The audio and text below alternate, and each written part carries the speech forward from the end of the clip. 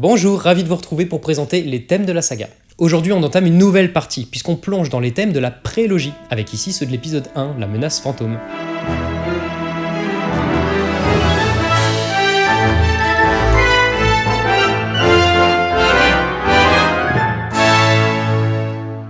C'est une toute autre époque parce que le film sort en 1999. Et le petit Clément, déjà fan de Star Wars, découvre le bonheur de voir un nouvel opus au cinéma. Et il faut que je vous raconte Clem Tilou, les origines. Les musiques de films, je m'en foutais. Mais Star Wars m'a tellement marqué qu'à Noël 99, je découvre un CD sous le sapin. Et en fait, c'était même pas encore mon préféré. Parce qu'il y avait un deuxième CD avec, et c'était le film narré avec une voix off et des effets sonores du film. Et lui, je l'écoutais en boucle. Mais finalement, il était pas si mal ce premier, notamment pour rendre le rangement de ma chambre un peu moins chiant. Et petit à petit, j'ai commencé à adorer la musique de ce film, ce dynamisme dans les voix instrumentales, ces mélodies originales et marquantes, parce qu'elles accompagnaient un film que j'adorais. Alors même que cette édition CD est hyper vide et il manque plein de moments fabuleux. Par la suite, je me suis procuré le CD de l'épisode 2, puis le 3, offert en cadeau en 2005, merci Awa, la bise, et là, c'était l'amour fou. Et j'étais rentré dans ce monde symphonique. Et peu après, j'ai commencé mes premières compos, voire mes débuts de chaîne YouTube. Voilà, ça c'était le point le moins intéressant de la vidéo, donc si vous êtes encore là, clairement, chapeau, et sans plus tarder, on y va. Premier thème.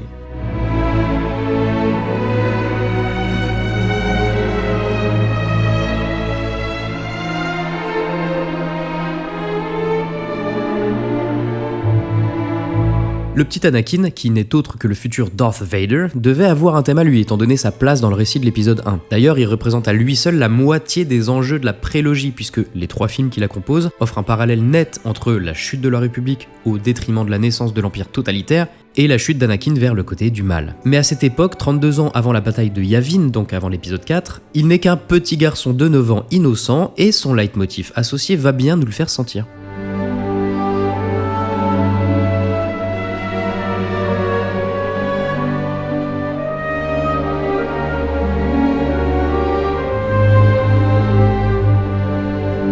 Le point clé du thème se porte sur la première mesure. Ces 2 premiers accords sont de même nature que ceux du thème de Yoda, parce qu'on utilise le mode lydien.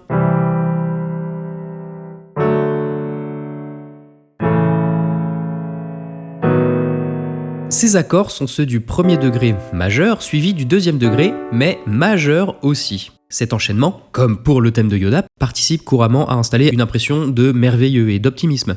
C'est dans cette optique qu'il avait déjà été utilisé par Williams pour le thème de E.T. l'extraterrestre.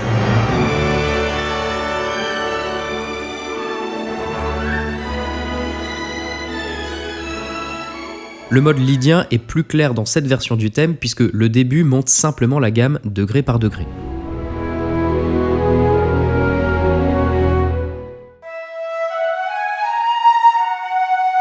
Le 4e degré de la gamme, la 4e note, qui est ici un La dièse, est un peu plus haute par rapport à une gamme majeure. Gamme majeure qui est déjà une échelle de notes lumineuse. Le mode lydien l'est encore plus.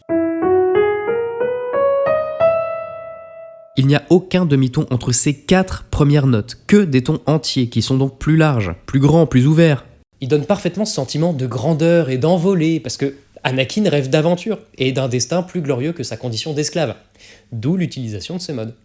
On peut même illustrer le potentiel d'Anakin, et même évoquer sa naïveté innocente ici. C'est bien pour ça qu'il est, je pense, utilisé dans cette scène de l'épisode 2 quand Padmé le revoit après 10 ans. Pour elle, c'est toujours le gamin de 9 ans quoi.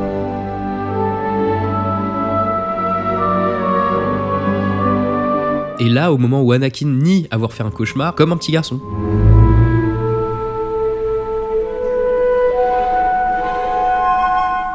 Mais le thème a autre chose à nous offrir. La fin de la mélodie seule sonne bizarrement et surtout un peu niaise, écoutez.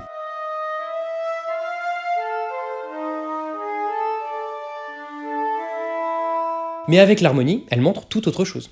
Et là, petite confidence. Ce thème m'ennuyait un peu quand j'avais l'âge d'Anakin en fait. Je suis vraiment pile dans la bonne période moi pour m'attacher au personnage. Bref, en fait c'est qu'assez récemment que je l'ai totalement embrassé. Son harmonie est vraiment belle. Elle est loin d'être standard. Et d'ailleurs, on peut peut-être retrouver ici le goût de John Williams pour le jazz. Le thème sort complètement du mode lydien. Beaucoup d'accords utilisés sont des accords enrichis à 4 sons, ou en tout cas des accords plus ou moins dissonants.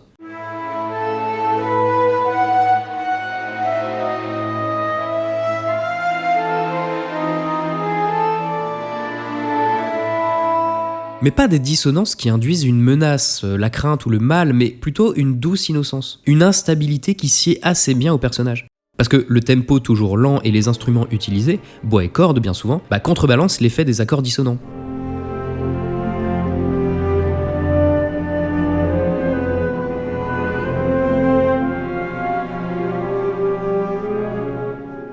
La suite d'accords semble promettre des résolutions classiques, mais ne satisfont cette attente qu'en fin de phrase. On a un accord de septième de dominante, mais avec la neuvième de l'accord à la basse.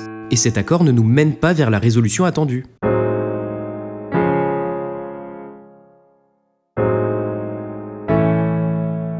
Ensuite, on a un autre accord, mais toujours avec une basse dissonante, et qui va mener cette fois vers un troisième accord, qui pourrait encore donner l'impression de porter une fonction de dominante, destinée à se résoudre sur une tonique, mais dans un renversement qui brouille les tensions qu'il exerce. De par sa construction et le choix de sa basse, il se présente moins tendu qu'un accord de dominante standard. Et enfin, cette dominante va se résoudre sur l'accord de tonique tant attendu, mais dont la tierce arrive avec un retard. Donc en fait, la note va dissonner temporairement avec notre accord. Et en plus, cet accord de tonique porte une sixte mineure, donc dissonante avec la quinte. La seule chose essentielle à retenir pour moi, c'est comment ces accords dissonants, avec des basses inattendues, qui troublent nos attentes musicales en ne menant pas là où l'harmonie classique nous a habitués, permettent simplement de véhiculer toute l'étendue des caractéristiques du personnage d'Anakin. Son destin trouble, déjà connu du public, ses incertitudes, ses doutes, ses peurs, tout en conservant une mélodie douce qui nous rappelle l'innocence de l'enfance. Mais pourquoi ça se mêle si bien ? Mystère, franchement, je vous avais dit que mes compétences étaient loin d'être suffisantes pour correctement appréhender l'harmonie dans Star Wars. Voilà, ce genre de thème, c'est l'exemple parfait de tout ce qui me dépasse, quoi. En plus de cette harmonie très dissonante et qui trouble l'attente de l'auditoire, la mélodie est biscornue, avec ses intervalles très écartés. Du fa au la, c'est une sixte mineure, du do au ré dièse, c'est une septième diminuée, ça correspond à une sixte majeure.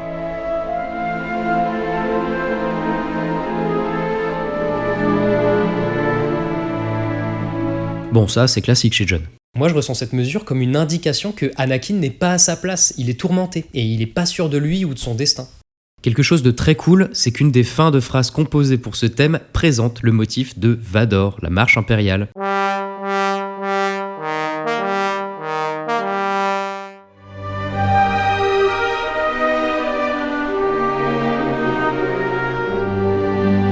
Et ça annonce le vrai destin du gamin. Pour rester dans le mode lydien, autant évoquer tout de suite le...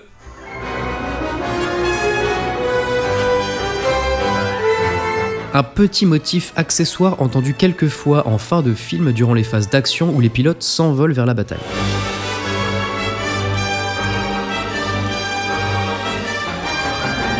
Pourquoi lydien ? Parce que lui aussi suit ce mode qui commence sur des intervalles assez grands, ce qui est parfait pour donner ce côté ascension. Et aussi héroïsme, plein de confiance. Il est évidemment une extension du thème d'Anakin, la version de la mélodie qui montait simplement la gamme lydienne à partir du premier degré. Regardez, ici, il est clairement utilisé comme variation héroïque du thème d'Anakin puisque le personnage dézingue les droïdes.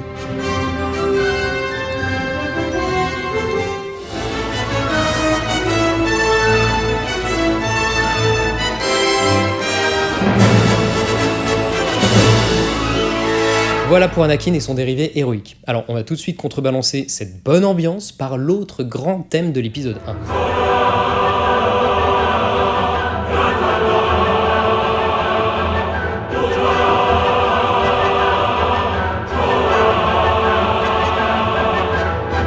Ah ouais, alors celui-là, comment il claque. Bon alors petite confidence, ce thème est loin d'être dans mon top, mais bon ça l'empêche pas d'être exceptionnel. Il est formé d'une combinaison de 3 sous-motifs. Alors premièrement, on a la mélodie. Bof, c'est qu'une montée et descente de gamme mineure du premier degré au 5e degré. Mais non, pas si simple en fait. Déjà, on le remarque, le thème est symétrique. C'est pas mal ça, c'est génial ce palindrome musical. C'est une matérialisation des deux opposés qui s'affrontent. Ça mérite un like. Mais surtout, on voit bien le 5e degré qui est sur l'octave inférieure. Donc on a une descente de 7e et ça change tout. Ça rend la mélodie bien moins évidente et banale. Vous allez comprendre, écoutez la version qu'on aurait eue sans cette petite décision. Il suffit de pas grand chose. Cette chute brusque de notes amène tout de suite plus de tension et de gravité littéralement.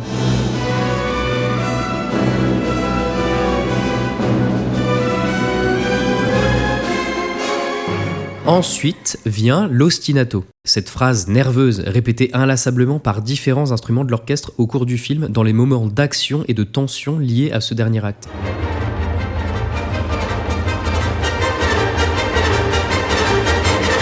Vous le remarquez, il n'est pas symétrique, mais est aussi constitué d'une montée puis descente d'une portion de la gamme. C'est un dérivé clairement de la mélodie principale. Et enfin, le thème choral, dans les deux sens du terme. Il est souvent entendu par des voix, et est également formé d'accords en homorythmie, ce qu'on appelle une forme chorale harmonisée.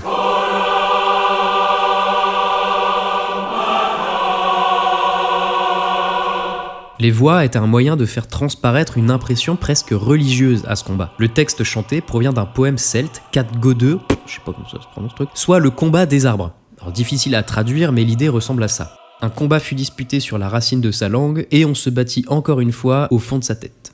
Willouni Nounet aimait bien cette idée d'une bataille mystique qui fait rage et qui peut aussi s'interpréter comme une bataille de l'esprit, dans la tête. Le texte traduit du celte vers l'anglais a été réduit pour ne garder que les mots forts, puis traduit en grec pour finalement être chanté en sanskrit dans la musique. Le sanskrit, c'est une langue très ancienne, indo-européenne, et c'est celle de nombreux textes hindous ou bouddhistes. Cette connotation religieuse était la première raison d'utiliser le sanskrit pour Johnny Bro, mais également les sonorités des mots, avec des voyelles parfaites pour les chœurs, O, A, etc. Et ça a donné ça.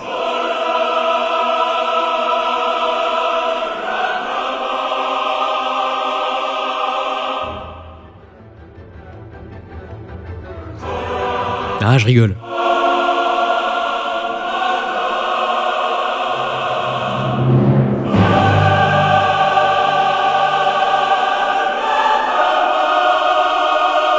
Ces paroles sont chuchotées à quelques moments du film qui montrent Maul.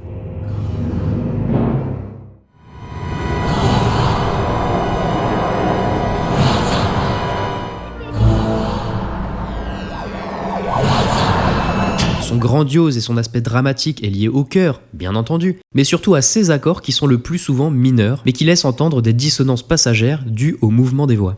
Très cool aussi, les accords choisis pour cette fin de phrase. De mi mineur, on joue un do mineur. Cet enchaînement, vous le reconnaissez ?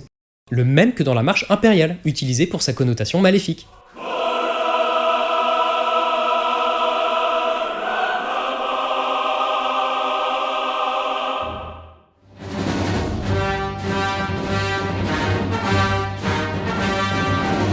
Ce motif choral est décliné dans une version action où les notes sont détachées, la aux trompettes par-dessus l'ostinato du thème.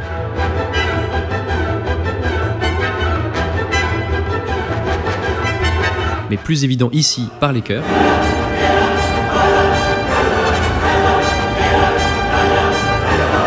Et même s'il ne commence à apparaître que dans le dernier acte du film, il représente un peu son thème principal. Il accompagne toute l'action de cette fin de séquence, à commencer par le combat entre Qui-Gon et Obi-Wan contre Darth Maul.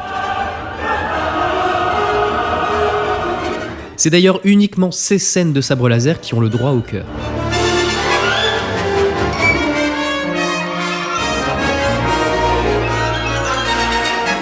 Non, c'est normal, c'est ce combat qui va sceller le destin d'Anakin. Si les Jedi parviennent à vaincre Maul, le jeune garçon pourra être élevé dans les voies de la Force. Mais c'est aussi le destin tragique de Qui-Gon qui sera scellé, puisqu'il... À la fin, il meurt. Et celui d'Obi-Wan qui héritera d'Anakin, et puis indirectement le destin de toute la galaxie. D'où le titre Duel of the Fates, le duel des destins. Un enjeu énorme pour la galaxie. Mais le thème ne se cantonne pas seulement à ce combat. En fait, il illustre tous les enjeux de ce film à lui tout seul. Dans l'escarmouche spatiale, ici, l'ostinato souligne le thème de la force en plus, un passage tellement cool.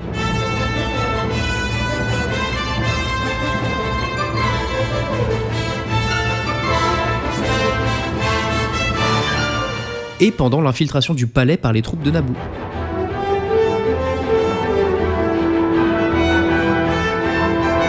Mais on a le plaisir de le réentendre dans les opus suivants de la prélogie, d'abord dans l'épisode 2, lorsqu'Anakin enquête pour trouver sa mère,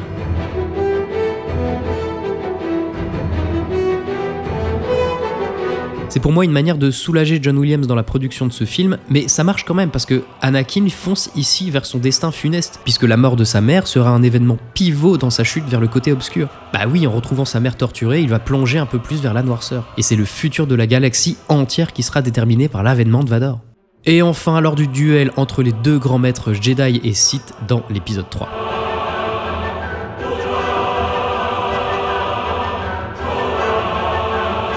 L'issue du conflit sera également déterminant. D'autres personnages ont un thème plus ou moins discret. On va commencer par le moins discret.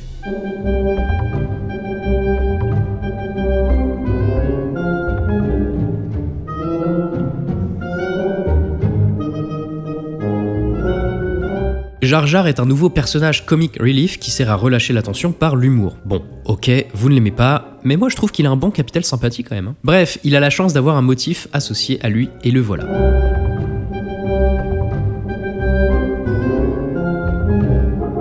Ici, la mélodie est jouée par un hautbois dans l'aigu donc, et l'exacte même chose est jouée par le tuba, 2 octaves en dessous. Pas d'accord ni de contre-mélodie pour enrichir tout ça. Une telle orchestration est très simpliste, peut sonner grossier et même maladroit.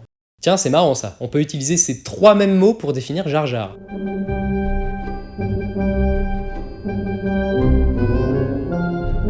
On entend autre chose dans ces extraits. Il y a tout de même un accompagnement, mais très basique lui aussi et peu fourni pour rester dans la simplicité. Ce sont des pizzicato de cordes, graves et aigus. Cette façon de jouer ces instruments donne à la musique un caractère bien plus léger. Et c'est bien la raison d'être d'un comic relief comme Jar Jar.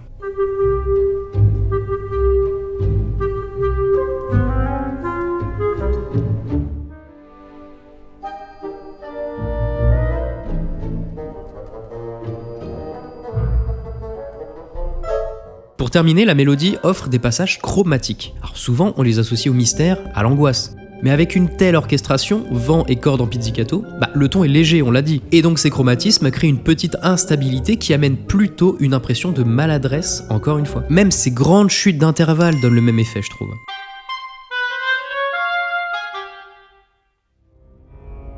On se rend même pas compte que le principal antagoniste de cet épisode a un motif qui revient plusieurs fois. Et pourtant...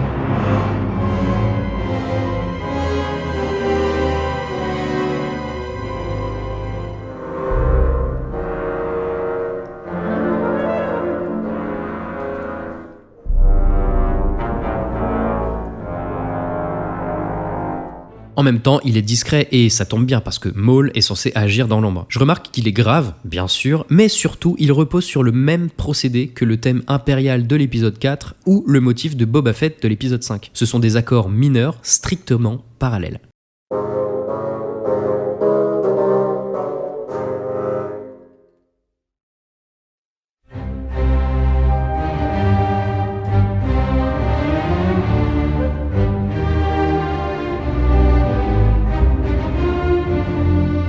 Et troisième thème de mentor, après Obi-Wan dans l'épisode 4 et Yoda dans l'épisode 5, on a un nouveau modèle de sagesse pour le personnage principal, ici Qui-Gon Jinn.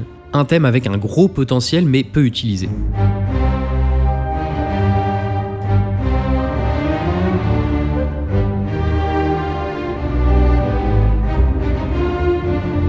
Il est simplement sur une gamme mineure harmonique pour son caractère sérieux, mais évidemment, Mr. Williams ne se refuse pas quelques notes d'emprunt à d'autres échelles, comme cette sous-dominante augmentée pour un petit passage chromatique.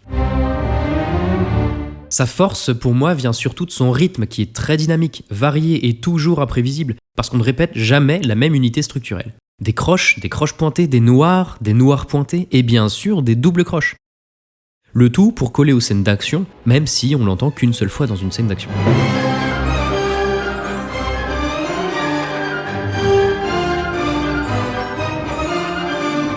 Peut-être que ce rythme imprévisible se rapporte plus au caractère du personnage lui-même, qui est un peu tête brûlée et qui prend des décisions qui vont toujours à l'encontre du conseil Jedi. Do not defy the Council, Master, not again. I shall do what I must, Obi-Wan. No, he will not be trained. I will train him then. Peut-être que le concerto pour violon numéro 2 de Felix Mendelssohn constitue une inspiration pour ce motif, on ressent la même énergie et le même ton.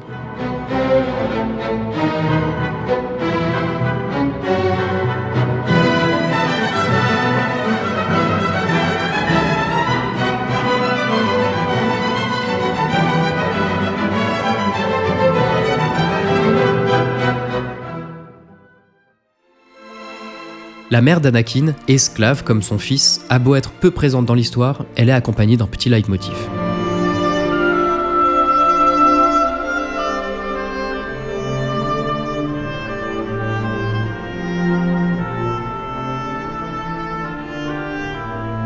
Ce que je perçois tout de suite, moi, c'est que cette mélodie plutôt longue et jamais répétitive a un mouvement global toujours descendant.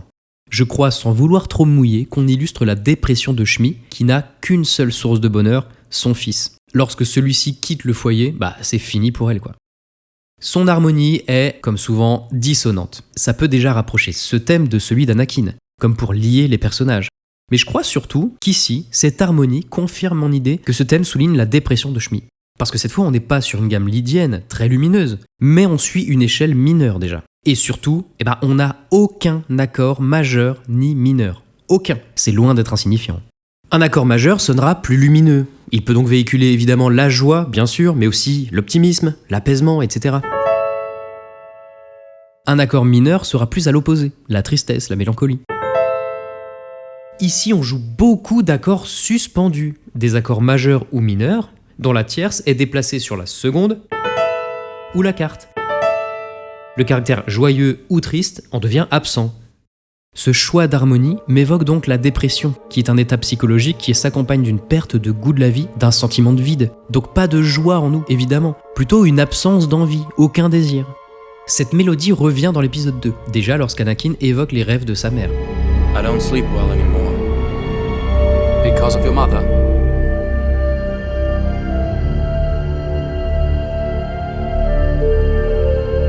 Bon, en fait, c'est Obi-Wan qui devine, il est trop fort. Et lorsqu'Anakin retrouve sa mère torturée par les Tusken,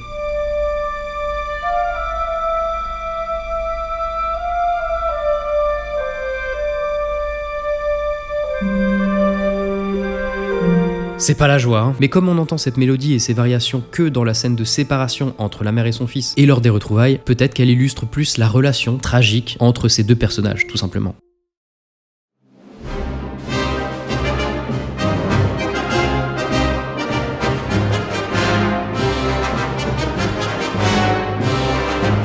L'armée droïde de la Fédération du Commerce est accompagnée à 3 moments du film par cette marche.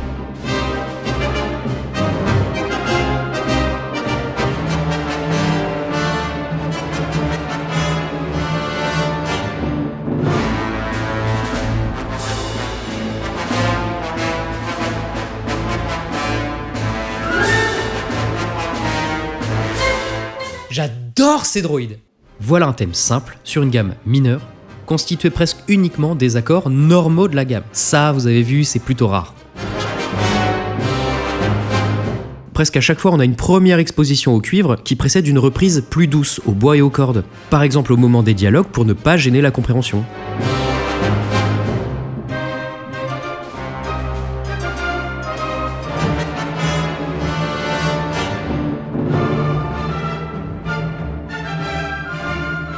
C'est classique, mais musicalement c'est très joli je trouve.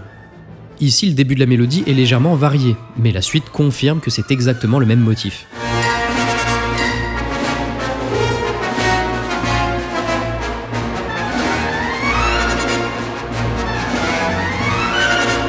Et dans cette version, l'harmonie reste stable, toujours sur le même accord du premier degré. C'est très agréable de le réentendre dans l'épisode 2 lors de la découverte de l'armée des clones sur Kamino.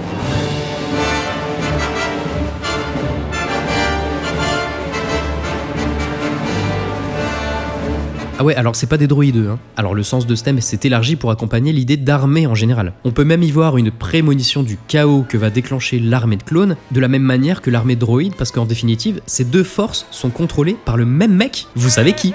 Ou alors c'était encore une fois un moyen de soulager John Williams pour la production de cet épisode 2. Ou alors, ce thème est juste rattaché à la guerre en général. C'est un morceau de l'épisode 1 contenant ce thème qui a été repris lors de la bataille de Kashyyyk dans l'épisode 3.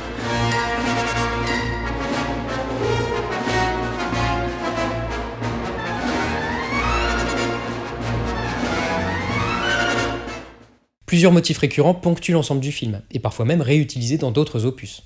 Un motif très léger est en effet parfois utilisé en accompagnement des conversations.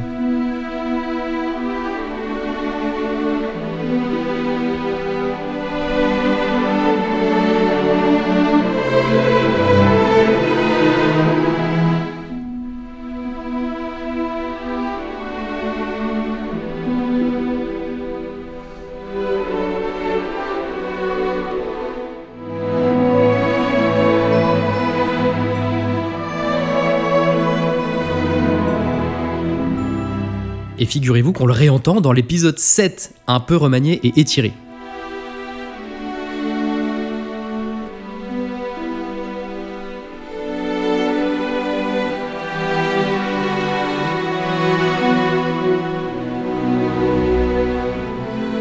Et même dans l'épisode 9, dans cette scène, mais bon, à cause du sous-mixage violent de J.J. Abrams, on l'entendra trop peu. It wasn't a decision, really. It was like An instinct. Feeling. a feeling.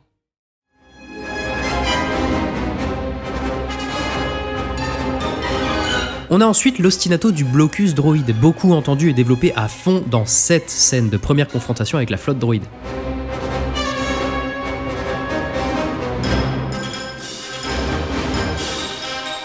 Mais repris aussi à ce moment-là pour lui faire écho.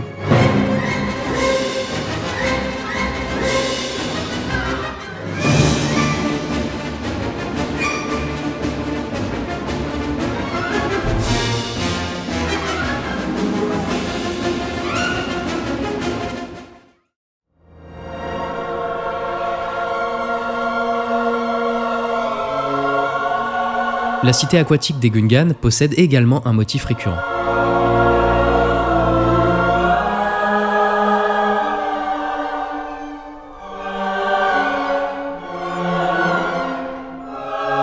Il est clairement atonal, uniquement formé d'accords mineurs, presque tous parallèles. Ces deux aspects évoquent ici l'exotisme mystérieux des fonds marins, d'autant plus quand il est chanté par des voix douces à la manière de celle du morceau Neptune, des planètes de Gustav Holst.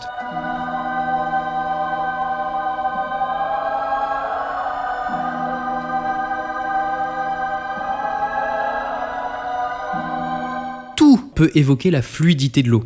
Déjà, les mouvements chromatiques de la mélodie, puisqu'on utilise toutes les notes sans saut d'intervalle, chromatisme qu'on retrouve dans les descentes parallèles de flûte, le motif de triple croche au violon, piano et célesta aussi,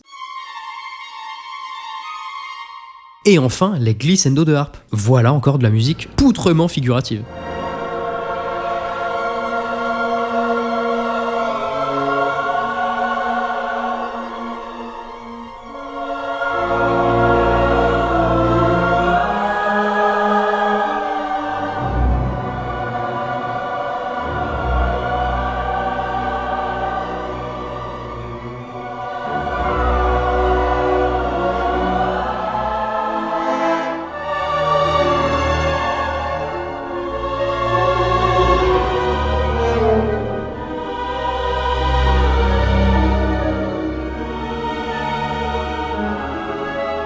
Il rappelle le morceau Aquarium du Carnaval des animaux de Camille Saint-Saëns, justement comparable par leur mouvement mélodique et la similitude de leurs scintillements. Aquarium par les pianos et ce thème par le célesta.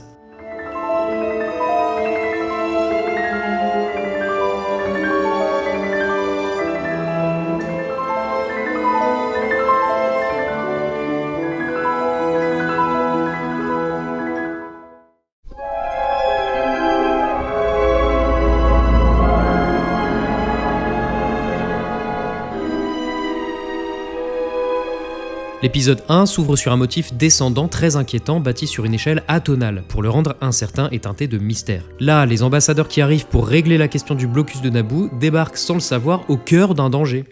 Et sur cet extrait qu'on avait déjà abordé, le même motif revient pour annoncer que l'arrivée pleine d'espoir sur Coruscant censée résoudre le conflit va finalement s'avérer vain.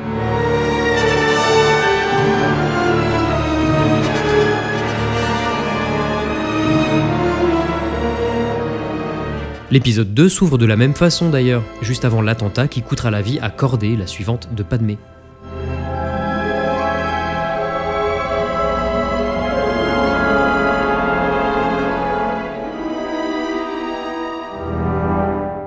Ce qui nous amène à...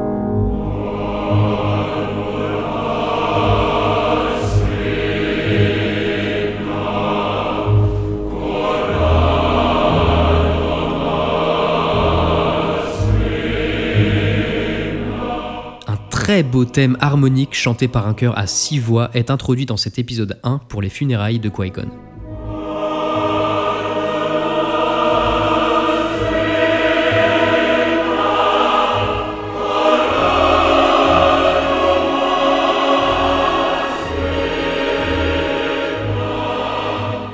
On retrouve ces accords aux dissonances douces qui accentuent leur effet tragique. Les notes bougent très peu et le tout est bâti sur une pédale. La note de basse reste constante. C'est lui aussi qu'on aura pendant celle de Padmé dans l'épisode 3, mais cette fois au bois.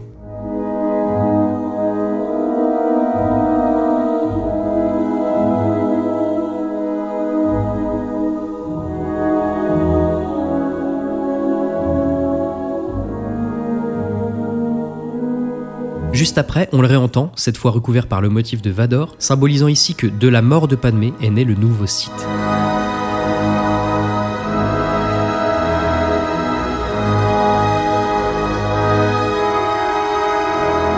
Ce passage est magnifique d'un point de vue de narration musicale. Et de même, il était joué plus tôt avec les chœurs comme pour Qui-Gon, lorsque le corps de Vador était reconstitué. En réalité, on évoque ici les funérailles d'Anakin en tant que Jedi, et je trouve ça magnifique.